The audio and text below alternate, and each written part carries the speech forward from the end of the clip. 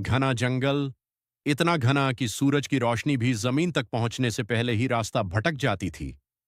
हवा में नमी थी, पत्तों पर ओस की बूंदें चमक रही थीं और दूर कहीं किसी अनजान पक्षी की आवाज सन्नाटे को और गहरा बना रही थी। इस जंगल को लोग काली घाटी के नाम से जानते थे। नाम सुनते ही गांव वालों के चेहरे पर डर साफ झलकने लगता था। कहते हैं, इस जंगल में रात के समय कोई जाता नहीं, और जो गया वो वापस कभी नहीं आया।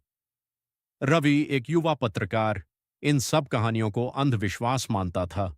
उसे रहस्यमयी जगहों की सच्चाई उजागर करने का जुनून था। जब उसने काली घाटी के बारे में सुना तो उसने तय कर लिया कि वो यहां जाकर सच सामने लाएगा। गांव के बुजुर्गों ने उसे बहुत समझाया। बेटा, वहां मत जा, वो जगह ठीक नहीं है, एक बूढ़े ने कांपती आवाज में कहा। रवि हंस पड़ा। बाबा, ये सब कहानियां हैं, भूत वूत कुछ नहीं होता। बूढ़े ने उसकी आंखों में देखते हुए कहा, अगर कुछ नहीं होता तो लोग गायब क्यों हो जाते हैं? रवि के पास इसका जवाब नहीं था, लेकिन उसका आत्मविश्वास उसे पीछे हटने नहीं दे रहा था। अगले दिन शाम होते होते रवि अपने कैमरे, टॉर्च और कुछ जरूरी सामान के साथ जंगल के अंदर घुस गया। शुरू में सब सामान्य लग रहा था। पेड़, झाड़ियां और जानवरों की आवाज, सब कुछ वैसा ही जैसा किसी भी जंगल में होता है। लेकिन जैसे जैसे रात गहराने लगी, माहौल बदलने लगा। हवा अचानक ठंडी हो गई। पत्तों की सरसराहट अब अजीब सी लगने लगी थी। ऐसा लग रहा था जैसे कोई उसका पीछा कर रहा हो। रवि ने खुद को समझाया, ये बस मेरा भ्रम है। उसने कैमरा ऑन किया और रिकॉर्डिंग शुरू की। मैं अभी काली घाटी के अंदर हूं, यहां सब कुछ सामान्य है। वो बोल ही रहा था कि अचानक उसकी आवाज रुक गई। उसे पीछे से किसी के चलने की आवाज सुनाई दी। ठप, ठप, ठप। रवि ने धीरे धीरे पीछे मुड़कर देखा। वहां कोई नहीं था। उसका दिल तेजी से धड़कने लगा। रात के करीब 12 बज चुके थे। जंगल अब पूरी तरह अंधेरे में डूब चुका था। रवि ने एक जगह रुककर अपना टेंट लगाया। जैसे ही वो सोने की कोशिश कर रहा था, उसे किसी के रोने की आवाज सुनाई दी।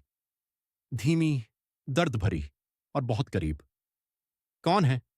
रवि ने आवाज लगाई। कोई जवाब नहीं आया। रोने की आवाज फिर से आई, इस बार और करीब। रवि ने टॉर्च उठाई और आवाज की दिशा में चल पड़ा। कुछ दूर जाने के बाद उसने देखा, एक औरत पेड़ के नीचे बैठी रो रही थी। उसके लंबे बाल उसके चेहरे को ढक रहे थे। आप ठीक हैं? रवि ने पूछा। औरत ने धीरे धीरे अपना सिर उठाया।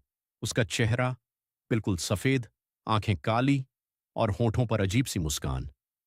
रवि का शरीर जैसे जम गया। तुम यहां क्यों आए हो? उसकी आवाज इंसानी नहीं थी। रवि पीछे हटने लगा।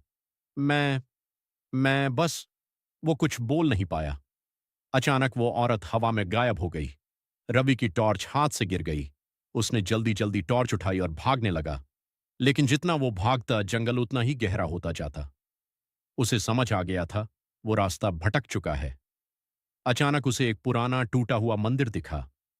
शायद यहां कोई मदद मिल जाए, उसने सोचा। वो मंदिर के अंदर गया। अंदर बहुत अंधेरा था। दीवारों पर अजीब चिन्ह बने हुए थे। ऐसा लग रहा था जैसे किसी ने खून से कुछ लिखा हो।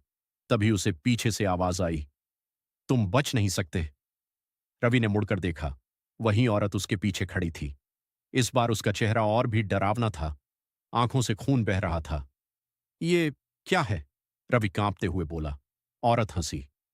ये जंगल मेरा है, जो भी यहां आता है वो यहीं रह जाता है। अचानक मंदिर के दरवाजे अपने आप बंद हो गए। रवि ने बाहर निकलने की कोशिश की, लेकिन दरवाजा नहीं खुला। औरत धीरे धीरे उसकी तरफ बढ़ने लगी। तुम्हें सच जानना था ना? उसने कहा।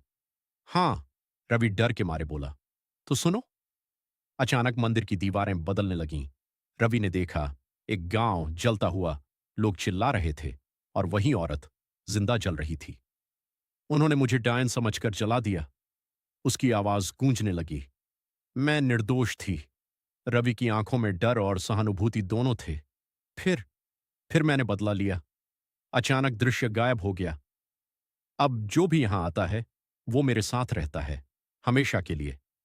रवि ने भागने की आखिरी कोशिश की, लेकिन जैसे ही वो दरवाजे तक पहुंचा, किसी ने उसका पैर पकड़ लिया। वो गिर पड़ा। उसने नीचे देखा। जमीन से कई हाथ निकल रहे थे। मरे हुए लोगों के हाथ। वे उसे नीचे खींचने लगे। नहीं, छोड़ो मुझे, रवि चिल्लाया। औरत उसके पास आई। अब तुम भी हमारे साथ हो। उसकी आंखें लाल हो गईं। अगली सुबह गांव वालों को जंगल के किनारे रवि का कैमरा मिला। कैमरा अभी भी ऑन था। उन्होंने वीडियो देखा। शुरू में सब सामान्य था। फिर अचानक स्क्रीन हिलने लगी और आखिरी फ्रेम में रवि का चेहरा डर से भरा हुआ और उसके पीछे वही औरत खड़ी थी, मुस्कुराते हुए।